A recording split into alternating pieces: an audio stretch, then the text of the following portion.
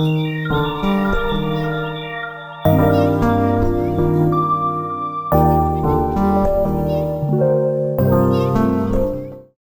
watched Crazy Love, and here is what I thought. If you haven't heard of this show, it is a K-drama, and in this show we have the top boss or the head professor, and he is very demanding, and he doesn't really have time for anything less than perfect, and a lot of people just don't like him. He is not afraid to tell you how he really feels and how bad you have messed up. So this causes him to definitely have some enemies. Then we have our other main character who is his assistant, and she is treated probably the absolute worst because she is just his assistant. And she does everything he asks her no matter how demanding it is. But shortly she finds out she doesn't have long to live, and she's really upset about this. But she decides, since hearing this news, to get her revenge on her boss.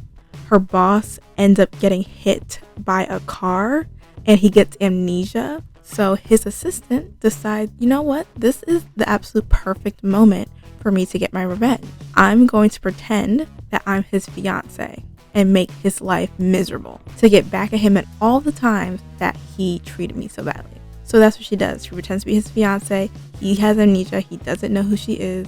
And we kind of see what happens when they're kind of this fake couple. He doesn't know what's going on and how her plan actually goes. Okay, so that was a brief synopsis of the show, but now we'll be getting into spoiler territory. So you have been warned. If you don't want to know what happens, click off, watch the show, then come on back. If you've already seen it or you really do not care, let us continue. So I really enjoyed this drama. It was a great mix of comedy and romance in this show. And I think they did a really good job of surprising and plot twists within the show as well. Literally every time I thought it has things figured out, then plot twist would drop. Another one, plot twist. So there were a couple things I had hunches on, but a lot of the time I was like, okay, I'm liking what y'all are doing with this show. It kept me very entertained. But let's get more into the actual show. As I mentioned before, one of the main characters is the assistant of this huge boss, and she's been feeling like sick, kind of been getting really bad headaches, been taking pain medicine all the time.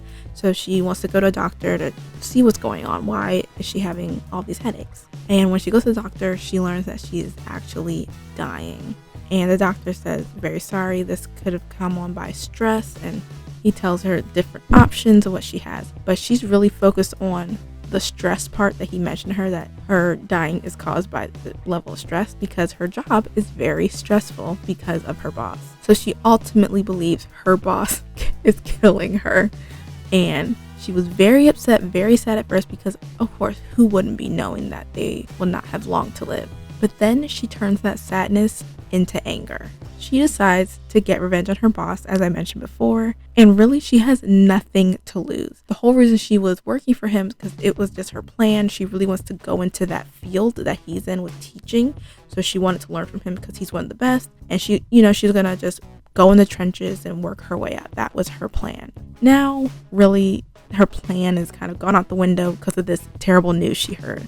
So one of the funniest parts was when she was getting her revenge on him initially. So she's like in all black, she's ready, goes to his house and brings a bag of onions and throws onions at him because he hates onions. And when I tell you, I was laughing so hard at this part because I just thought it was so funny.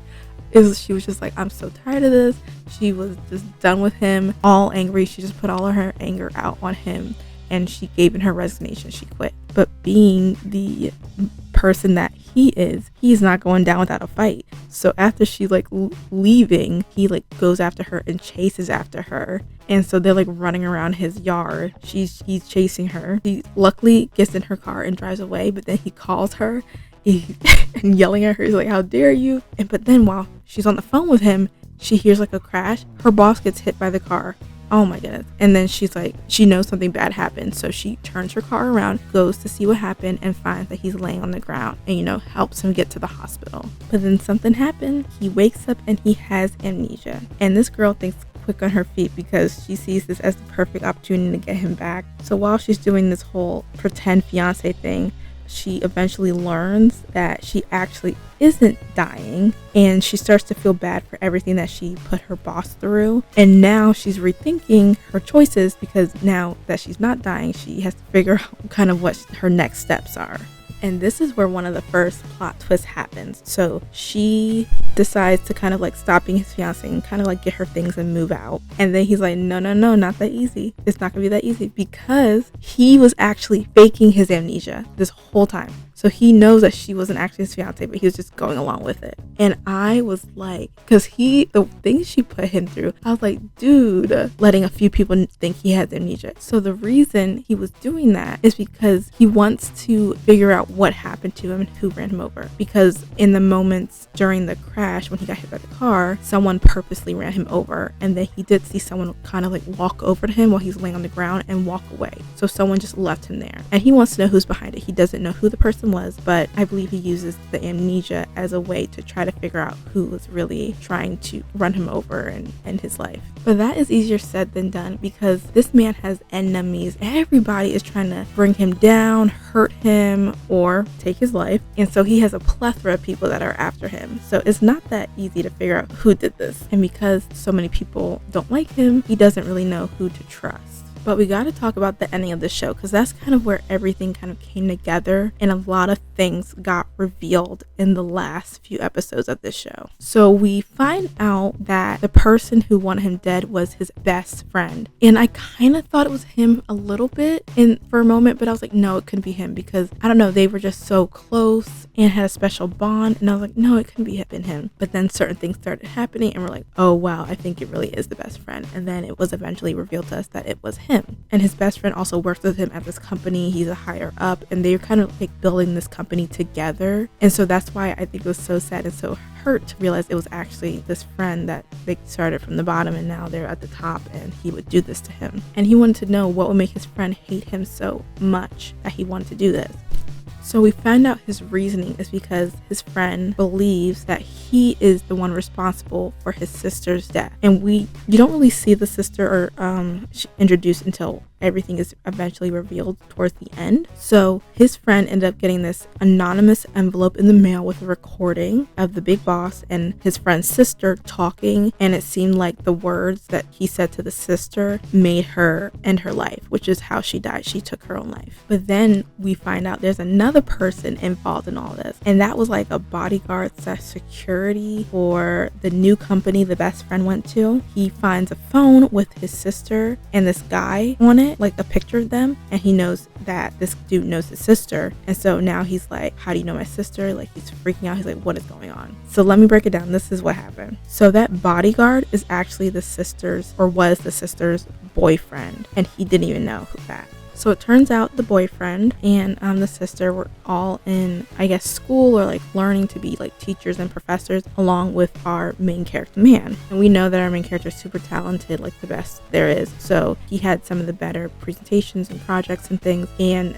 the boyfriend asked his girlfriend to like, oh, I'm not doing so well, just steal his for me. And she didn't feel good about it. She's like, no, I don't think I should do that. But he's like, no one knows you because you guys aren't teaching the same subjects, so no one will suspect it's you. Just steal it for me so that I can get a passing grade and I can do gooder. So reluctantly she does it, and she gets caught. So then he confronts her. He was like, why did you do it? And she won't tell. He's like, I know we don't teach the same subject, so I know it's not for you. Who are you covering for? Why are you doing this? And so she's still not giving anything, and he's like, well, we need to find out who did this, and so that they can be held accountable and be dealt with. That's the recording that the brother got, but it was altered to make it seem like his friend was talking about his sister like that, but he was really talking about the boyfriend. He's like, oh, whoever you did this for needs to be dealt with. So after she has that discussion, the sister goes to her boyfriend's like, hey, I got caught, but I think we should turn ourselves in, like tell them what happened, because that's the right thing to do. He does not want to do it, and he's very angry at her, and he starts saying some very mean things to her, and then he leaves. And right after he leaves, you hear someone like fall and it was her taking her life. So he kind of like pushed her right off the edge, and that she felt like she needed to do that because we kind of see that she was already having a little bit of a hard time. She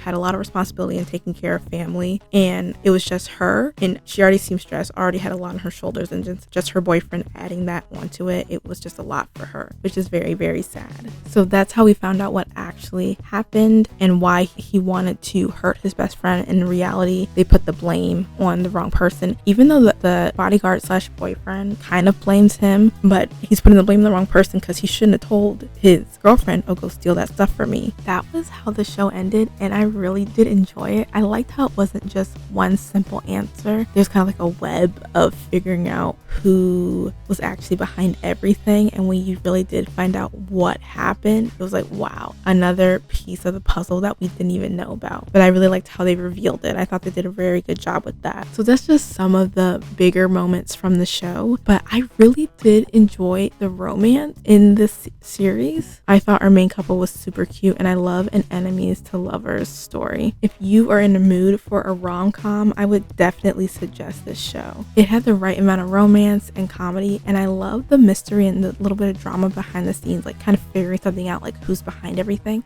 I love that mix in the show as well. The only thing I didn't love was the age difference between the characters. At first I was like, well, maybe there's not that big an age difference, and I'm just thinking there is, and then I looked them up and it was a bit of a difference, and I just wish they were closer in age because he did look older than her, and I just wish that was the only thing I had a problem with. I'm like, he looks a lot older than her, but you know, that's just preference. Some people don't mind that and don't care. Just to me, I wish they were a little bit closer in age. After watching this show, I would give it 4.5 stars. Like, I really enjoyed this show. It was so good. It did everything so well. I had a great time watching it. It gave me the laughs, it made me fall for the characters, and it kept me on my toes. I do think that if you like this show, you should try the show Mad for Each Other. That is another K-drama, and it definitely reminded me of this one. So if you liked the characters kind of like their enemies to lover aspect and how ridiculous and funny it was, then I think you like Mad for Each Other. It's a very similar dynamic with how much they hate each other. So in Mad for Each Other, they're actually neighbors, and they end up hating each other with a passion, just like how in Crazy Love they hate each other with a passion. And then it also has a little bit of drama in it as well, and I think it does a good mix. So if you like Crazy Love, I highly suggest you go check out Mad for Each Other. I think you'll probably enjoy it. Well, I hope you guys enjoyed this video. If you have seen this show, what did you think? Did you like it? Did you hate it? Do you agree with anything I said, or do you disagree? If you would like more TV content, feel free to follow my website with more of that below. You can also follow me on all my socials at ATS_MGO. And if you did enjoy the video, please feel free to comment, like, and subscribe. And I hope you guys have a good rest of your day, week, month, and hopefully a good rest of your year. And until next time, bye.